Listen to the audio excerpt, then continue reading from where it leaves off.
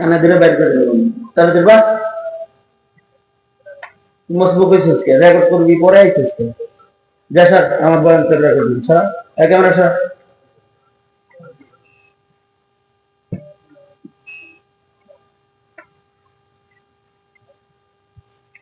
মাকারিমুল আখলাক আয়োজিত বার্ষিক মহতি সম্মেলনের মোহতারাম সাদার মোহতারাম সভাপতি উপস্থিত হযরত বুজুর্গ উলামায়ে কেরাম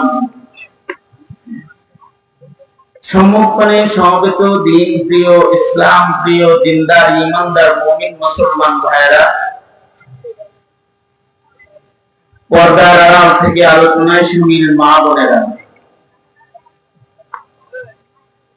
বিশ্ব জগতের মালিক বিশ্ব প্রতিপালকের বিশ্ব দরবারে কালিমাত শুকর যে মহান রব্বুল আলামিন অত্যন্ত দয়া করে মায়া করে ভালোবেসে রহমতি বরকতি জান্নাতের টুকরা বাগানে উম্মতের উলামায়ে দ্বীনদের সুহবতে আল্লাহ তাআলা আমাদেরকে একটা নসিহতের মজমায়ে মাহফিলে হাজির হওয়ার তৌফিক দান করেছেন। এজন্য কালিমাতুশ শুকর পড়ি শুকরিয়া আদায় করি জবান ছেড়ে মহব্বতে ভক্তি ভরে সমস্বরে আওয়াজ করে সকলে মিলে বলি আলহামদুলিল্লাহ। আজকের মাহফিলের মধ্যমণি আমার হৃদয়ের গভীর শ্রদ্ধার আসনে যাদের নাম তাদের মধ্যে একটা নাম রাবেতাতুল ওয়ারিদিন বাংলাদেশের মোহতারাম সভাপতি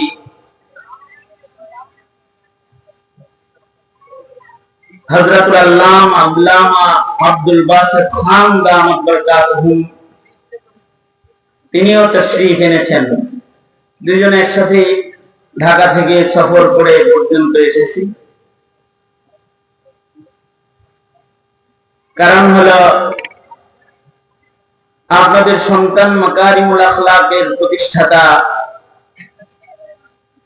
হযরতুল আল্লামা হযরত মাওলানা জিহাদুল ইসলাম সাহেব দামাত বরকাতুহুমের সাথে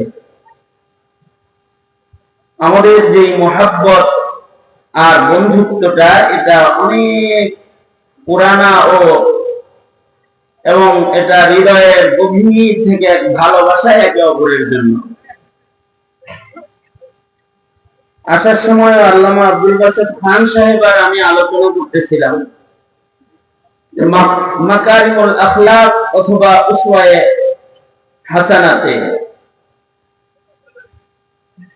জিহাদুল ইসলাম ভাইয়ের কোন প্রোগ্রাম হবে সেই প্রোগ্রামে খান সাহেব অথবা ইউবি সাহেব থাকবো না, এটা ওনার পছন্দ না। আর জনজনকে যদি কোনোভাবে এক জায়গায় করা যায় তাহলে তো ওনার দিল আলাদা শান্তি পায় মহব্বতের কারণে। আর ওই কারণেই দুইজনকে একসাথে করার জন্য বাদাল মাগরিব মুত্তাসিরুল মাগরিব আমার নামের এলান করা হয়েছে। আমার যেহেতু সফর লম্বা তাই সালাতুল মাগরিবের পরে আপনাদেরকে জায়গা মতো আসার কিছু সুযোগ দিয়ে আমি আপনাদের সামনে বসে গেছি। বরকতের নিয়তে আল্লাহর কালামের অধিক পঠিত ও অধিক তেলাওয়াতকৃত একটি আয়াতে কারীমা দোয়া আপনাদের সামনে পেশ করেছে। নবীজির সুপ্রসিদ্ধ মুসলিম শরীফের রিওয়ায়াত একখানি হাদিস আপনাদের সামনে পেশ করেছি। এগুলোকে সামনে করে কিছু কথা আপনাদের সামনে বলবার ইরাদা রাখি। আল্লাহ তাআলা কিছু উপকারী কথা আপনাদের কানে পৌঁছানোর তৌফিক দান করেন। আপনারা দোয়া করুন, বলুন আমিন। সালাতুল ইশা পর্যন্ত সময় যেহেতু খুব লম্বা নয়,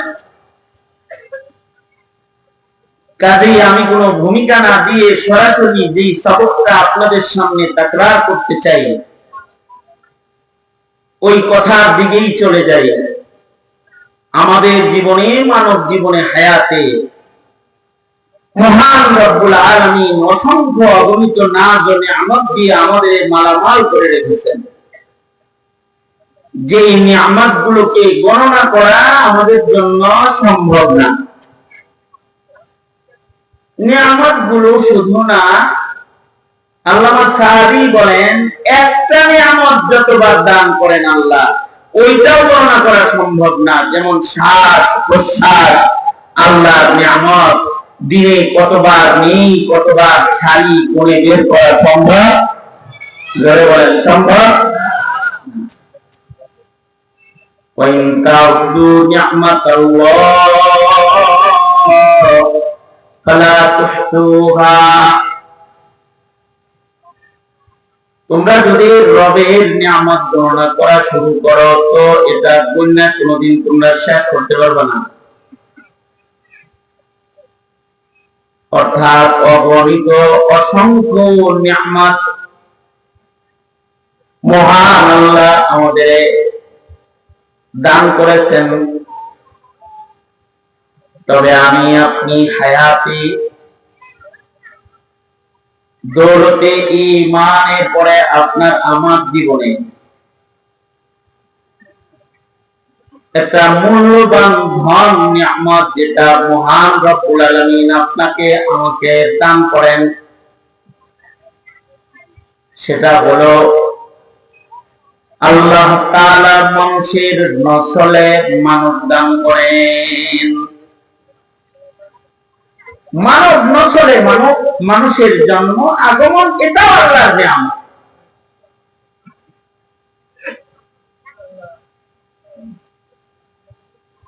অর্থাৎ আল্লাহ তাআলা মানুষকে পিতৃমর্যাদা ও মাতৃমর্যাদা দান করেন। এইটা মহান রব্বুল আলামিনের আযীম শান একটা নিয়ামত, বড় শানদার নিয়ামত এটা।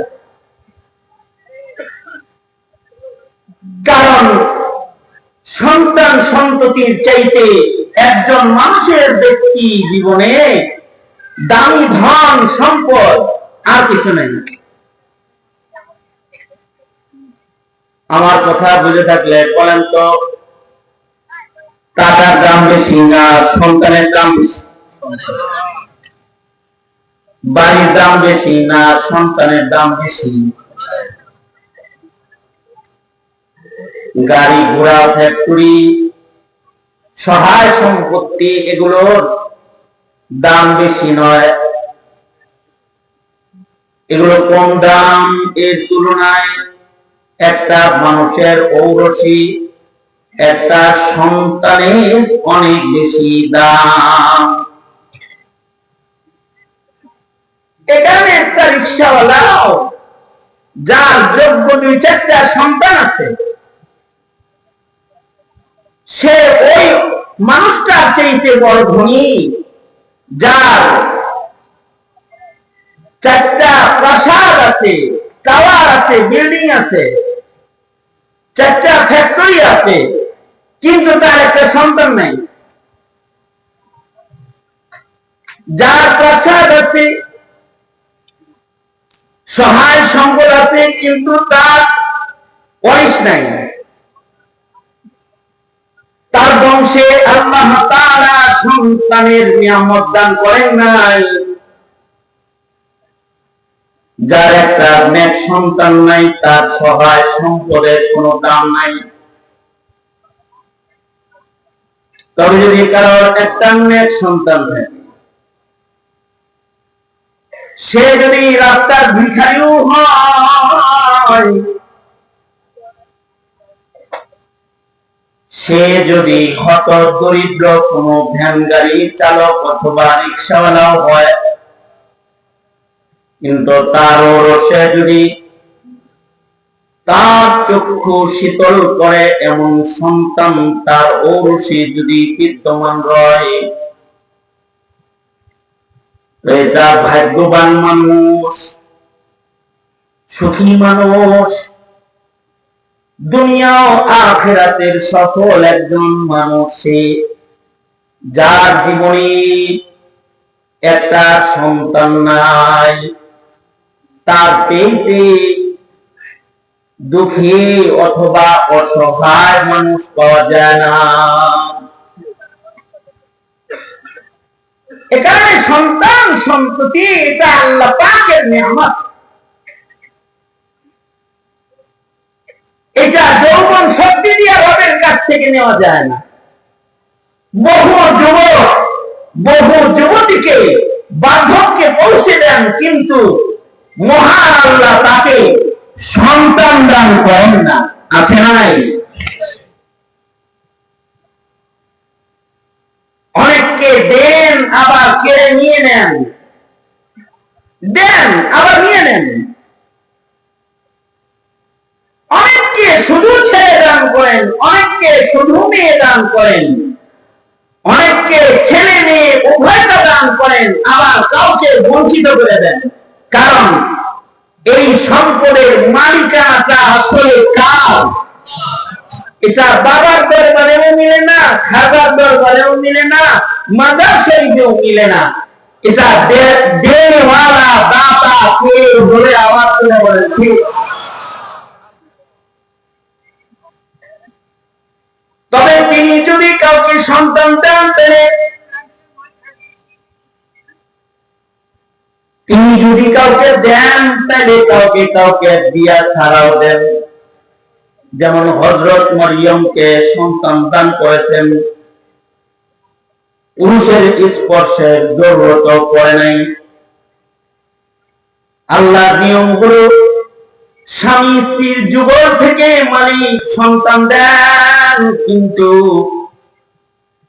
হযরত মরিয়মকে আল্লাহ তাআলা ইতিহাসের শ্রেষ্ঠ সন্তান, শ্রেষ্ঠ রাসূলদের অন্যতম একজনের মা বানাইতেন।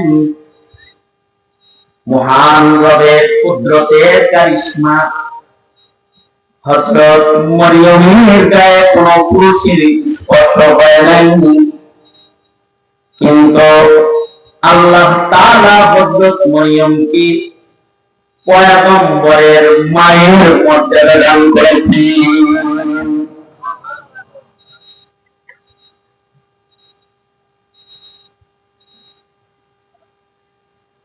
মহান রব্বুল আলামিন যদি চান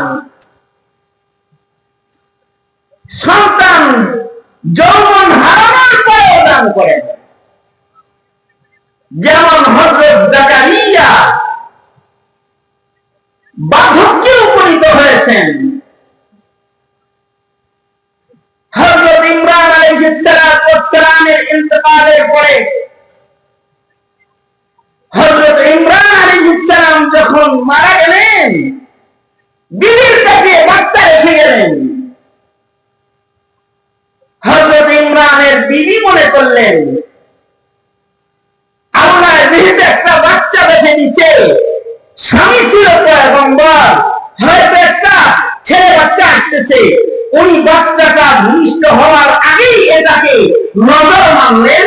ইন্নী নাযারতু লাকা মা ফী বাতনি, ও আল্লাহ আমার পেটের সন্তানটা আমি তোমার জন্য অসুবিধা দিলাম।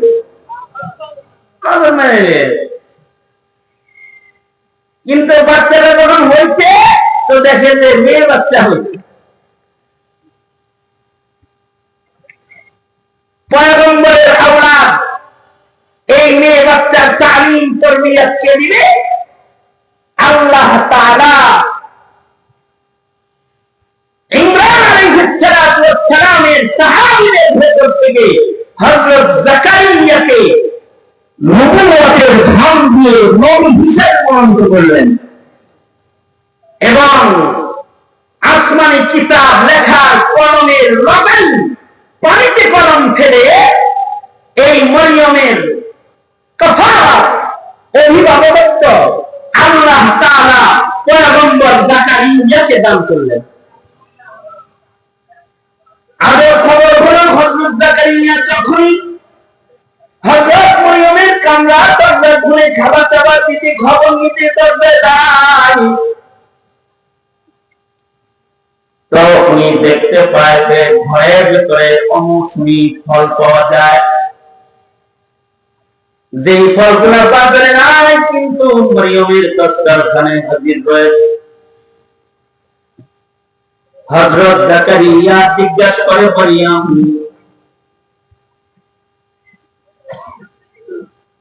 এই ফলগুলো বাজারে নাই কিন্তু তোমার ঘরে কেমনে আসলো? হযরত মরিয়ম বলে, হাযা মিন ইনদিল্লাহ,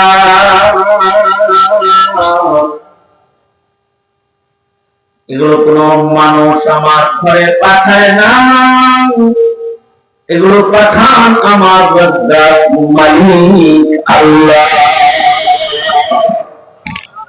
আল্লাহর পক্ষ থেকে এগুলো আসে।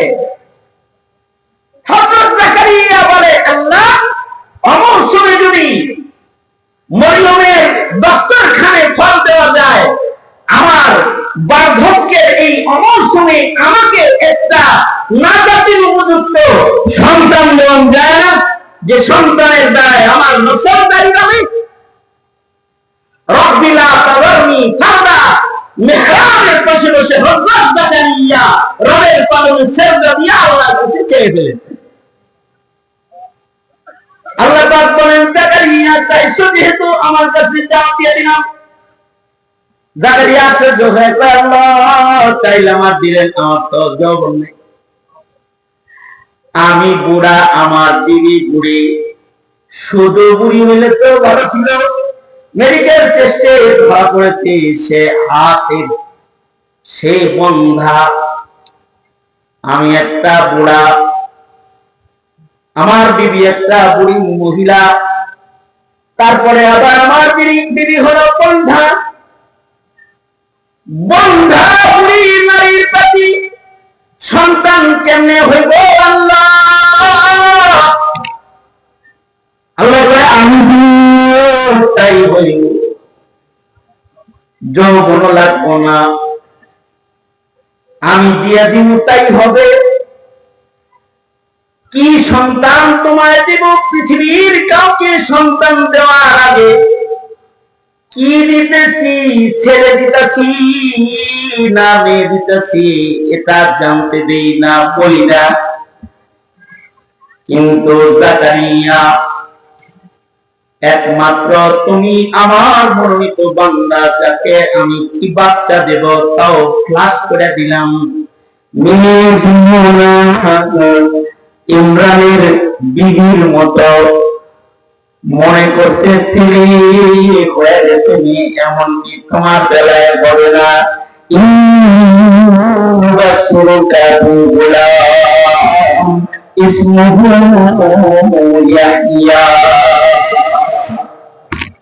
তোমাকে ছেলে বাচ্চা দেব, এটাও জানিয়ে দিলাম। ছেলের নাম তালাশ করতে হবে না, আমি আল্লাহ আনকমন নাম, যা আগে কখনো কারো রাখা হয় নাই। তোমার সন্তানের নাম আমি ইয়াহইয়া রাখলাম। আল্লাহু আকবার, আমি ইয়াহইয়া নাম দিয়ে দিলাম। তার মানে হলো মহান রব্বুল আলামিন যদি কাউকে সন্তান দান করেন, পুরো বয়সও দিয়ে দেন। এই কারণেই সন্তান সন্ততি চাইতে হয় কার কাছে? আল্লাহর আওয়াজ করে বলেন, আল্লাহর কাছেই চাইতে হয়। আরো কথা হলো, মহান আল্লাহ যদি সন্তানটাকে নেক সন্তান না বানান, তাইলে পয়গম্বর হইলেও কিছু করার থাকে না। নূহ আলাইহিস সালামের ছেলে কথা শুনলেন। এই কারণে মহান রব্বুল আলামিন পৃথিবীর সকল পিতামাতাকে দোয়া শিখাইছেন, সন্তান দোয়া। কিন্তু তোমরা সবাই আমার ভালো সন্তান চাইও। মানুষের ভেতরে কিছু মানুষ আছে দুনিয়া আবাদকারী হয়, মানুষের ভেতরে কিছু মানুষ আছে দুনিয়া বরবাদকারী হয়। মানুষের ভেতরে কিছু মানুষ জন্ম নেয় যারা পিতা মাতার অশান্তির কারণ হয়। আবার এমন কিছু সন্তান জন্ম হয় যারা মা বাবার শান্তির কারণ হয়। এমন কিছু সন্তান জন্ম হয় যাদের দিকে তাকাইলে মা বাপ পেরেশান হয়ে যায়। আবার দুনিয়ায় ওরসি এমন সন্তান মহান আল্লাহ দেয় যাদের দেখে দিল ঠান্ডা হয়ে যায়, চোখ শীতল হয়ে যায়। এখানে আল্লাহ বলে এই চক্ষু শীতলকারী সন্তান গুলো তোরা আমি আল্লাহর কাছে চেয়ে চেয়ে নিবি। যদি এটা আমার কাছে চাওয়ার অভ্যাস বানাইতে পারিস তাহলে এই অভ্যাসের কারণেও আমি তোকে ইবাদুর রহমানের মর্যাদা আসন দান করব। তোকে আমি আমার খাঁটি গোলামদের একটা মস্তক দান করব। আল্লাহ নিজেই ঘোষণা দিয়ে একটা দোয়া আমাদের শিখাইছেন, যেই দোয়াটা দুনিয়াতে কোরআনের এই আয়াত অনেক বেশি পরিমাণে তিলাওয়াত করা হয়। আপনাদের সামনে আমি ওইটা খুতবায় পড়ছি। আল্লাহর কাছে বলতে হবে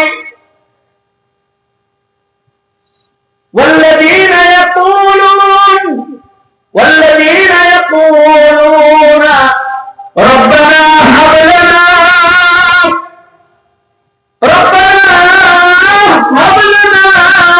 من أزواجنا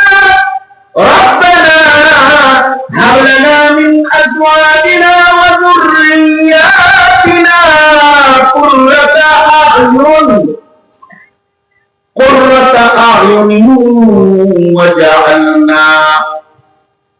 وجعلنا للمتقين إماما। আল্লাহর কাছে বলতে হবে, ও আল্লাহ আমাদের বিবি, আমাদের সন্তান, আমাদের আওলাদ ফারজানদের ব্যাপারে এমন সন্তান, এমন নসল আপনি আমাদের দান করেন যেই নসল দেখলে আমাদের চোখ শীতল হয়ে যাবে।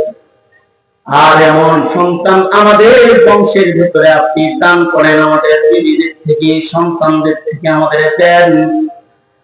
আমাদের যুররিয়াত, আমাদের আল-ওলিয়াদের ভেতরে এমন মানুষ গো আল্লাহ আপনি দয়া করে আমি গোলামকে দান করবেন, যে সন্তান গুলা নেককারী সরদার হবে,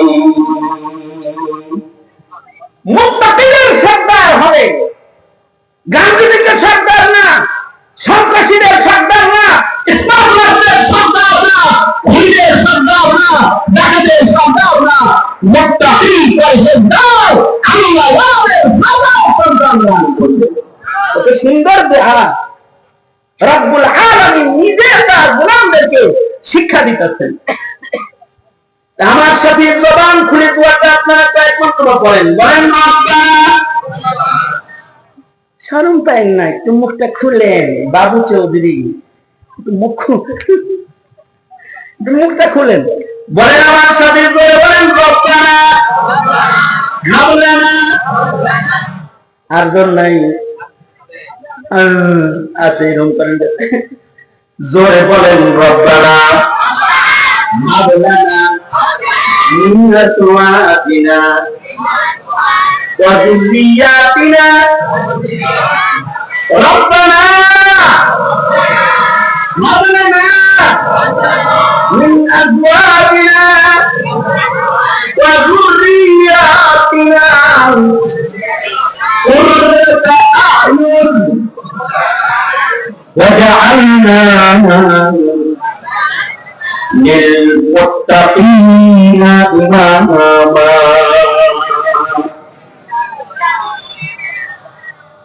এটা বেশি বললে কি পছন্দ করে সন্তানকে আরো যারা আওয়াজ করেন, যারা কথা বলতে পারেন তারা হাত তুলেন দেখি। বোবা কয়জন আছে? আমরা কথা বলতে পারেন, কারা কারা কথা বলতে পারেন না তারা কথা বলতে পারেন না? সবাই পারেন? সবাই যেহেতু কথা বলতে পারেন তাহলে সবাই কথা বলেন। জবান করে বলেন রব্বানা মাওলানা। এই আওয়াজটা একটু আগে দিলে তো এত খোঁজাখুঁজি লাগতো না। রব্বানা মাওলানা মিন আজওয়াজিনা ওয়া যুররিয়াতিনা কুররাতা আ'য়ুন ওয়াজআলনা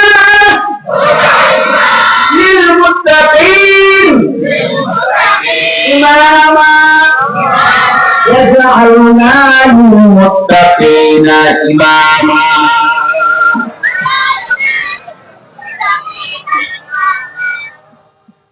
সরম্বাদ দিয়ে আরবিতে এটা পড়বেন, আর যদি জোরে পড়ার অভ্যাস না করেন যদি এটা নাও বলতে পারেন, তাহলে এর একটা মর্মার্থ বাংলায় সব নামাজে বলবেন, যতদিন মুখস্থ না হয় ততদিন আল্লাহরে বলবেন, ওগো আল্লাহ নেক সন্তান দাও, যে সন্তান আমার লেগে দোয়া করবে এমন সন্তান দাও, যে সন্তান আমার পরে আমার কবরে নেকি পাঠাইবো এমন সন্তান দাও, যে সন্তান আমার পরে অপরাধী বেড়াবো এমন সন্তান দান করো, যে সন্তান আমার পরে কোরআন পড়বে এমন সন্তান দান করো, যে সন্তান আমার পরে দুনিয়ার মাটির উপরে জমিনে আল্লাহ পাকের গোলামের সিফাত বাকি রাখবে এমন সন্তান দান করো। এমন সন্তানদের মাওলা, এমন সন্তানদের কামাই খাওয়ার আশা নাই, মইরা গেলে দোয়া করবে। এমন সন্তানদের মাওলা, এমন সন্তানদের মাওলা, এমন সন্তানদের কামাই খাওয়ার আশা নাই, মইরা গেলে দোয়া করবে। এরকম একটা সন্তান রবের কাছে চাওয়া, যে সন্তান মরার পরে দোয়া করবে, এমন একটা সন্তান চাওয়া যে সন্তান মরে গেলে করবে নেকি পৌঁছাইবে, এমন সন্তান চাওয়া আল্লাহর কাছে যে সন্তান চোখ শীতল করবে। সন্তানের চেহারা সুন্দর হলে বাবা মার চক্ষু শীতল হয় না, যদি না চরিত্র সুন্দর না হয়। সন্তান যদি কোটি টাকার মালিক হয়, ও সন্তান দিয়ে মা বাবার চোখ শীতল হয় না, যদি না সন্তান দিয়ে পিতামাতার দুনিয়ার খিদমত আঞ্জাম না হয়। সন্তানগুলো ভালো পদের অধিকারী হইলে বাবা মার চোখ শীতল হয় না, যদি না পিতার আসনে সন্তান ভাবে বসায় কদর না করে। ওই সন্তান দিয়ে চোখ শীতল হয় যে সন্তান বাবাকে পিতৃত্বের মহান আসনে বসায় সম্মানকারী হয়। ওই সন্তান দিয়া মা বাবা চক্ষু শীতল হয় যে সন্তান তাদের কামাই রুজি, তাদের অর্থ পিতা মাতার খেদমতের জন্য উৎসর্গ করে দেয়। ওই সন্তান দিয়া মা বাবা চোখ শীতল হয়ে যায়। যে সন্তানের চেহারা সুন্দর নয়, হইতে পারে সন্তান তাদের মতো কালো, কিন্তু আল্লাহর কাছে সন্তানটা যদি ভালো হয়ে যায়, এমন সন্তান দিয়া মা বাবার চোখ শীতল হয়ে যায়। এ কারণে আল্লাহ কয়, এমন সন্তান আমার কাছে চাও যা চোখ শীতল করবে। কখনো কখনো কানা কুৎসি সন্তান দিয়া মা বাবা শান্ত হয়ে যায়, মা বাবা তৃপ্ত হয়ে যায়, মা বাবার চোখ শীতল হয়ে যায়। আর কখনো কখনো সাদা সুর সুন্দর নায়ক চেহারার সন্তান পিতামাতার এমন শান্তির কারণ হয়ে যায় যে এটা সন্তানদের লাগে বাবা মুখী উচ্চারণ করতে চায় না। এইটা আমার সন্তান, এটা মুখে বলতে চায় না। হজ্জে বাইতুল্লাহ সফরে, হজের সফর চলতেছে আমার, তো এক বুড়া চাচার সাথে মক্কা মুকাররমাতে একই রুমে আছে।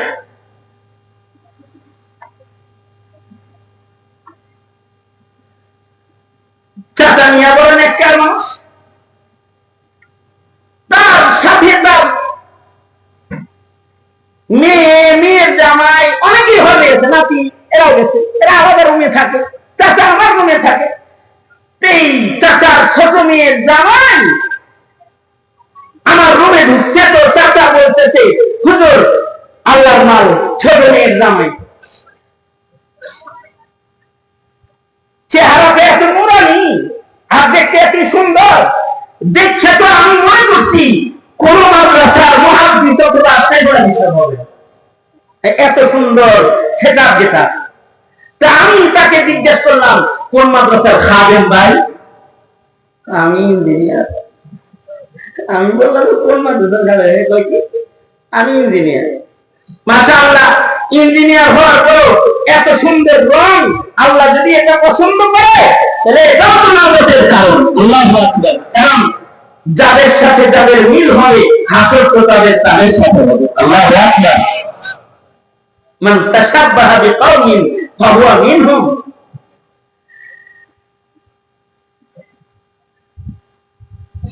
তা আমি বললাম মাশাআল্লাহ, ওই লোক বড় দিল নরম মানুষ, সে বলে হুজুর এগুলো আমার কোনো কামাল না, দাওয়াত তাবলীগের মেহনত আর আপনাদের বুজুর্গদের সোহবত উলামায়ে কেরামের নেক নজর আমার গায়ে এরকম নাই।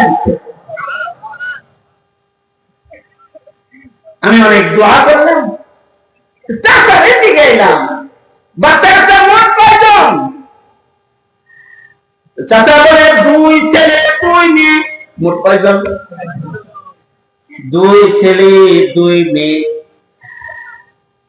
আমি বললাম সবাই কি এরকম কালারের? সবই কি এরকম নেককার বাচ্চা নাকি? জি আল্লাহর মাল সব আলহামদুলিল্লাহ এরকম। কিন্তু এর মেয়ের জামাই আমার কানে কানে কয় হুজুর আব্বা মিথ্যা কথা বলছি, ওনার 3 ছেলে 2 মেয়ে, মোট 5 জন। মেয়ের জামাই কয় 5 জন আর শ্বশুরে কয় 4 জন। আমি বললাম চাচা মক্কা মুআজ্জমাতে আছেন, মক্কা শরীফে কোনো নেক কাজ করলে পরে লক্ষ গুণ সওয়াব হয়, এরকম জায়গায় মিথ্যা বলে এরকম দাঁড়াতে হবে। আপনার ছেলে মেয়ে শুনলাম 5 জন, আপনি কোন 4 জন? না 4 জন। তাও পায় 4 জন। আর কোন আছে ওটারে শুনেন না, মহান আল্লাহ মিথ্যা কথা বলে না দেব না। আল্লাহ ওয়ালাদের সোহবতে তার কথা বড় সুন্দর রং। নূহ আলাইহিস সালামের যে সন্তান কথা শুনে না, পয়গম্বর সন্তান বললেও আল্লাহ শুনে না। আল্লাহ কয় ইন্নাহু লাইসা মিন আহলিক। নূহরে সন্তান সন্তান কয় দেখো না, ওটা তোমার সন্তান না। বোঝা যায় যে সন্তান আল্লাহর হুকুম মানে না। বাবা কি আল্লাহর হুকুমকে মানা করেছে? খোদার ভয়ের কাছে বসে বসে খোদার হুকুম অমান্যকারী সন্তানকে নিজের সন্তান হিসেবে গণতে পারি না। এই কথা বলে পুরা কান্না শুরু করছে। তার মানে সন্তান হয়নি, তার সন্তান না। যদি না সন্তান গণনা করার মতো না হয়, এখানে আবেগ ভরে শেষ রাতে চোখের পানি ছেড়ে আল্লাহর কাছে বলতে হয় রব্বানা হাব লানা মিন আজওয়াজিনা ওয়া যুররিয়াতিনা কুররাতা আ'য়ুন ওয়াজআলনা লিলমুত্তাকিনা ইমামা। মহান রবের কাছে চাওয়া, আল্লাহ গো এমন সন্তান দে মাওলা, এমন নাতিপুতি দে, কামাই খাওয়ার আশা নাই, মইরা গেলে দোয়া দিবে। কারণ এক সন্তান যদি কেউ দুনিয়াতে রেখা যায়, এটা সাদাকায়ে জারিয়া, এটার মাধ্যমে মৃত্যুর পরে মানুষ উপকৃত হয়। আল্লাহর রাসূল বলেন, ক্বালা রাসূলুল্লাহি সাল্লাল্লাহু আলাইহি ওয়াসাল্লাম, ইযা মাতাল ইনসানু ইনকাতা আনহু আমালুহু ইল্লা মিন সাদাকাতিন জারিয়াতিন আও ইলমিন ইউতাফাউ বিহি আও ওয়ালাদিন সালিহিন ইয়াদউ লাহু। আল্লাহর রাসূল বলেন, মানুষ মরে কবরের দরজা ছাড়া ঘরে যখন একটা ঘরে চলে যায়, এই মানুষটা বড় অসহায় হয়ে যায়, যেখানে সাথী নাই বাতি নাই, কিন্তু এই কবর ঘরের ভেতরে তিন প্রকারের সব মানুষের সাথী হয়ে যায়। তিন প্রকারের সব মানুষের কাছে যায়, তিন রাস্তায় কবরের ভেতরে নেক যায়। রাসূল বলেন, কেউ যদি মসজিদ মাদ্রাসা করে যায়, কেউ যদি সাদাকায়ে জারিয়া করে যায়, সাদাকায়ে জারিয়া করে কবরে ইনকাম করা যায়, দেখি কবরে যায়। মসজিদ বানাইছে, তার মসজিদে কিয়ামত পর্যন্ত যত সিজদা হবে, নামাজ হবে, তিলাওয়াত হবে, জিকির হবে, এর একটা সওয়াব তার কবরে যাইতে থাকবে। মাদ্রাসা করেছে, কিয়ামত পর্যন্ত তার মাদ্রাসায় যত ইলম চর্চা হবে, যত নেকির কাজ হবে, এর একটা হিস্সা তার কবরে কিয়ামত পর্যন্ত যেতে থাকবে। কেউ যদি নেকির কাজ করে দেয়, রাস্তা নির্মাণ করে দেয়, মানুষ তার পথে যত হাঁটবে নেকি চলতে থাকবে। নলকূপ করেছে, মানুষের উপকারী কাজ করেছে, কবরে শুয়ে শুয়ে ভালো কাজের হিস্সা বান্দা গুনতে থাকে।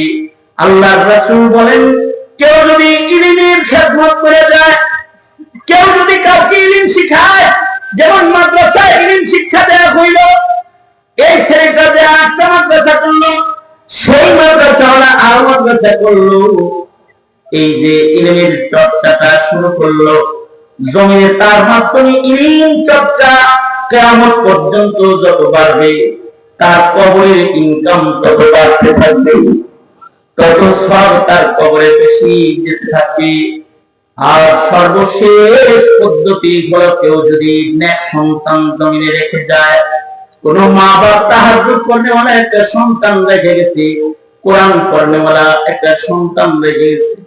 জমানার একজন ওলিয়ে কামিল বুজুর্গ ছিলেন, যিনি ইন্তেকাল করেছেন, যার আদত ছিল উনি প্রতিদিন এক খতম কোরআন তেলাওয়াত করত, প্রতি রাত্রে 200 রাকাত করে নফল নামাজ পড়ত, প্রায় সপ্তাহে বেশিরভাগ দিন রোজা রাখত, 5 দিন 6 দিন রোজা রাখত, অধিকাংশ নফল ইবাদত সে করত।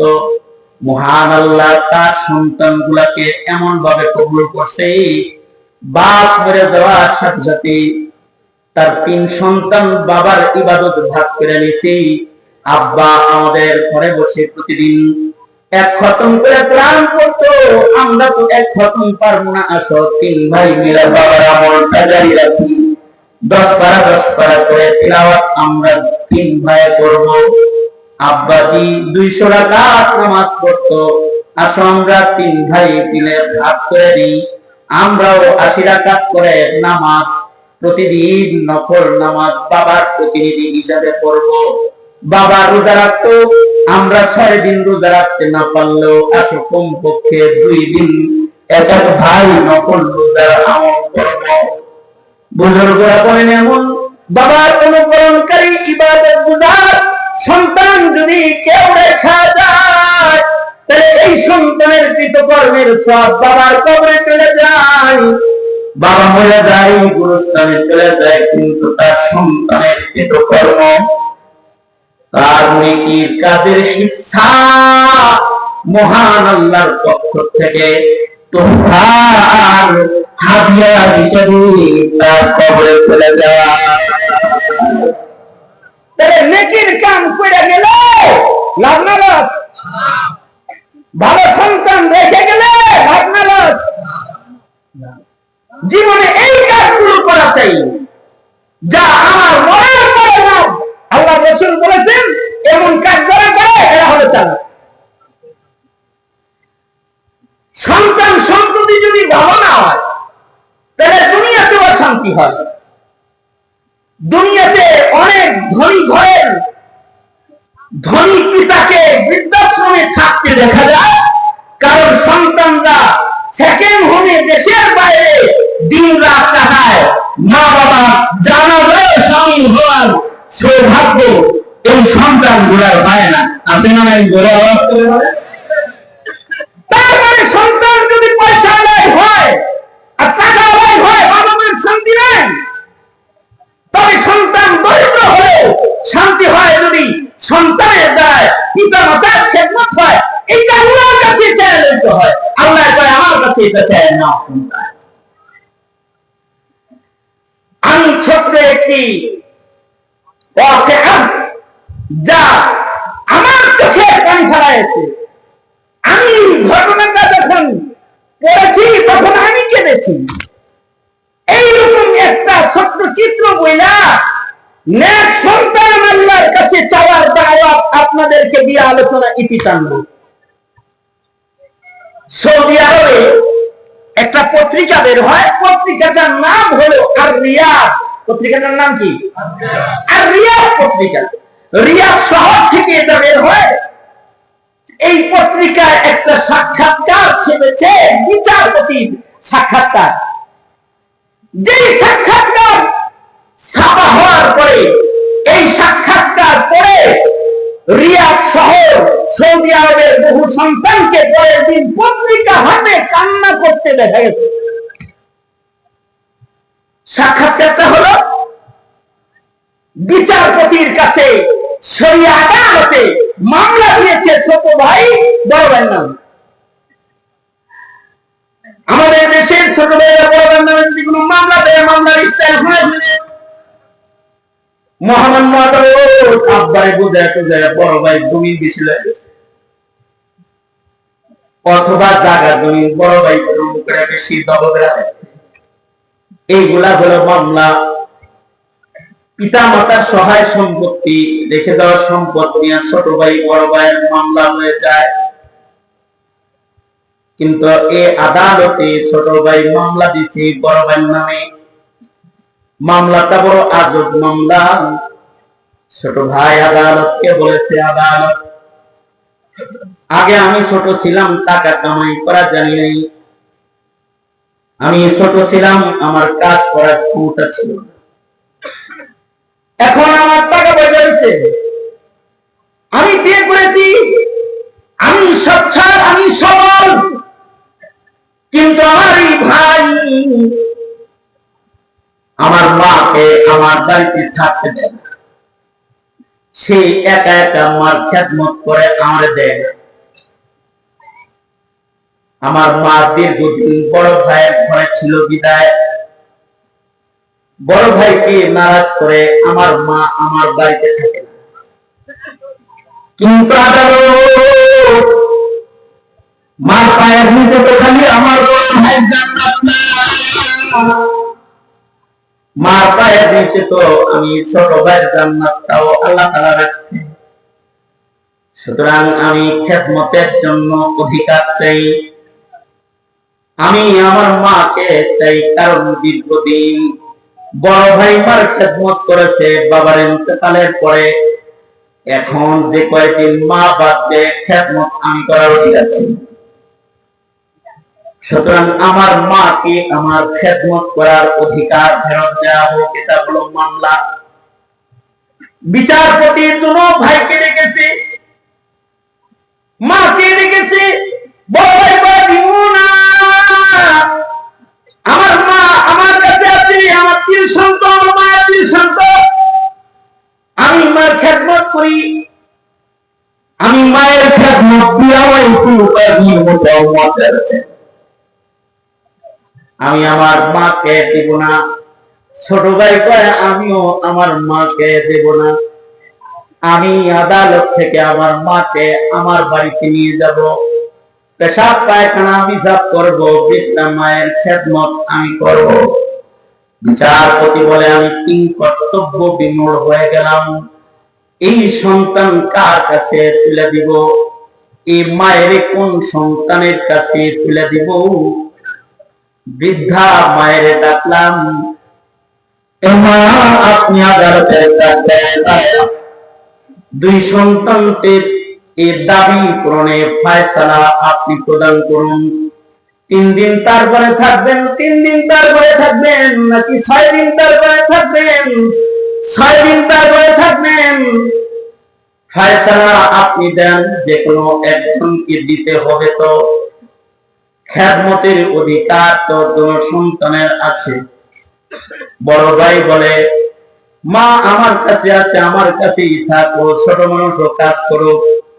ছোট ভাই বলে, বড় ভাই অনেকদিন খেদমত করছে, তার খেদমত করার দরকার নেই, এবার আমার কাছে থাকো। আদালত মায়ের চেহারার দিকে তাকায় রয়েছে, মানি কোনো কথা কয়, কিন্তু দেখি মা কোনো কথা বলতে পারতেছে না। কারণ মা যখন বড় ছেলের দিকে তাকায়, বড় ছেলে হাত জোর করে কয়, মা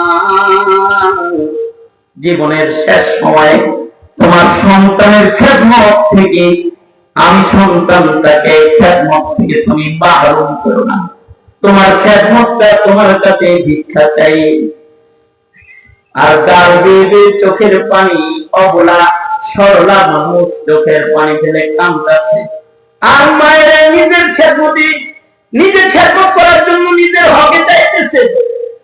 মা যখন ছোট ভাইয়ের দিকে তাকায়, ছোট সন্তানের দিকে তাকায়, ছোট সন্তান বলে, মা আবার একটু বলো না, আমি কি তোমার সন্তান না? আমি কি তোমার খেদমত করবো না? তোমার পায়ের নিচের জান্নাতটাকে আমি নেব না? একটু বলো না। মা দুজনের দিকে তাকায়, কোনো কথা বলতে পারে না।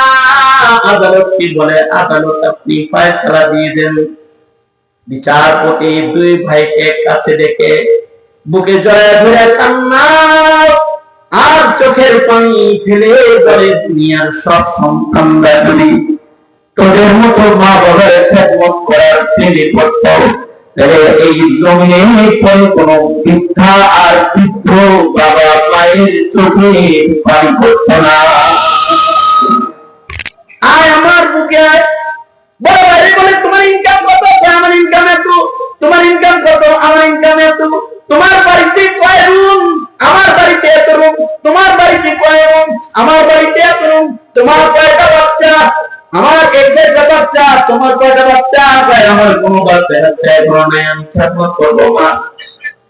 আদালত বলে, বড় ভাই আপনি যেহেতু দরিদ্র, আপনার যেহেতু খেদমত বহুত লম্বা হয়েছে, ছোট ভাই যেহেতু খেদমত করার জন্য এত আগ্রহ পেশ করেছে, আপাতত মায়ের অভিযোগ না থাকলে আপনি মাকে ছোট ভাইয়ের কাছে ন্যস্ত করলাম।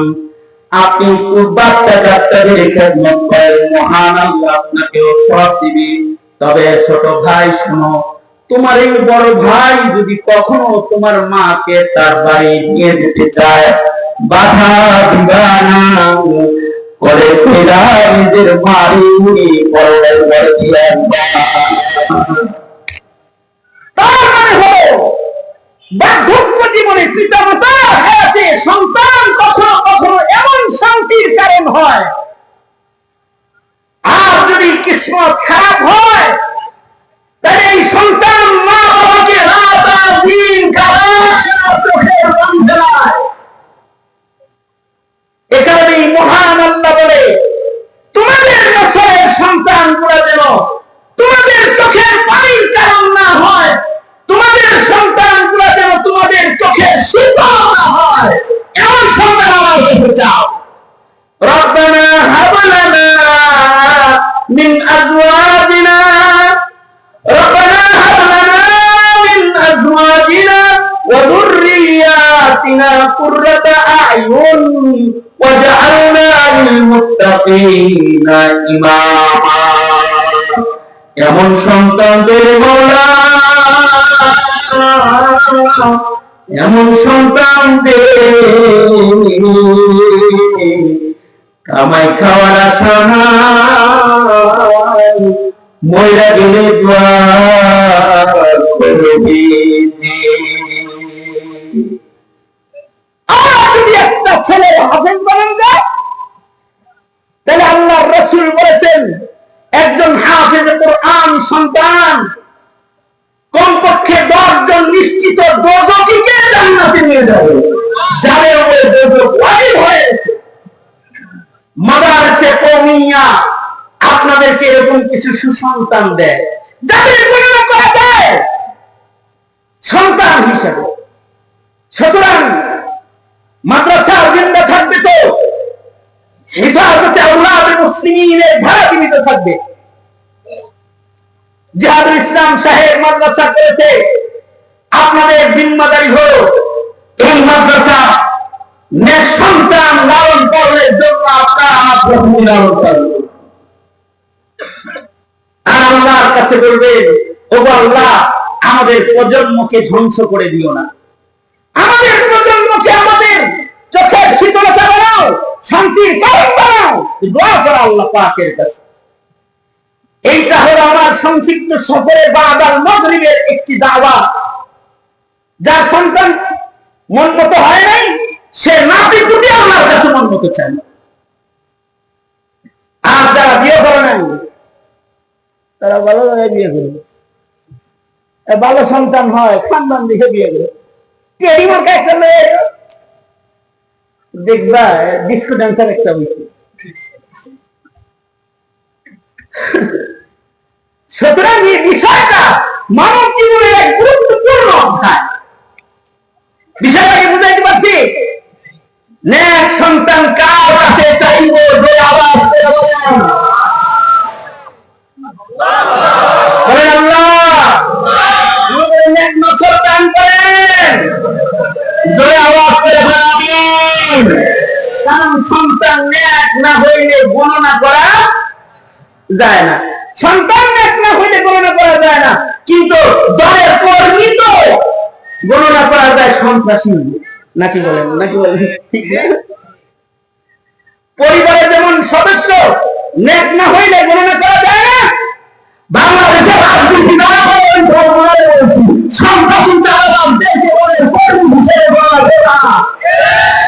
সমাজের অভিযুক্ত সন্তান।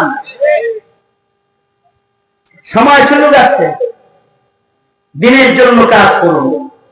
ইসলামের নিরাপত্তায় যারা সিয়াসাত করবে, এদেশের মুসলমানের ধর্মীয় অধিকারকে রক্ষা করার জন্য যারা রাজনীতি করবে, তাদের সাথে থাকবেন। বাক্পাদের ভোট দিবেন না, বাক্পাদের কোনো ভোট নেই। হাসিনার মতো একটা দিয়ে দিন। সিয়াসা রাজনীতির মাধ্যমে যেন দেশের মানুষের মুসলমানিত্ব ধ্বংস না হয়, হেফাজত হয়, সেদিকে লক্ষ্য রাখবেন ইনশাআল্লাহ। বলেন আলেমদেরকে বলতে দেবেন না, ইনশাআল্লাহ আল্লাহ কবুল করা, আল্লাহ সবাইকে আমিন। আল্লাহ তাআলা আপনাদের আমাদের সকলকে কবুল করেন, ইমামকে কবুল করেন, জিহাদুল ইসলাম ভাই মাদ্রাসা খেদমত সবকিছুকে কবুল আর মঞ্জুর করেন। হায়াত বাকি, মুলাকাত বাকি, মুলাকাত বাকি, নসিহত বাকি। আপনাদের জন্য আমার মুরব্বি, আমার বড় ভাই আল্লামা আব্দুল বাসিত খান তার ঐতিহাসিক খুতবা আপনাদের জন্য এলান করে, তার খুতবা শুনে হৃদয়ে তৃপ্ত করে আপনাদের সকলকে বাড়ি যাওয়া, পাশাপাশি সালাতুল ইশার পরে আব্দুল্লাহ ইয়াহিয়া দোস্ত দামাত বারকাতুহুম তিনি তাশরীফ এনেছেন, ঝংকার বক্তব্য তিনি রাখবেন ইনশাআল্লাহ।